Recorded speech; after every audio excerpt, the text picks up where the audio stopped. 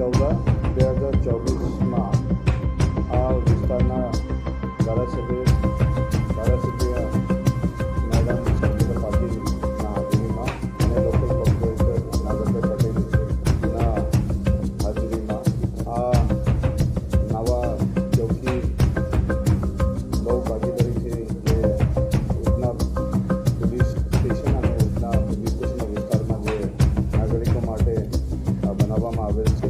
આ ઉદ્ઘાટન કરવામાં આવેલ છે.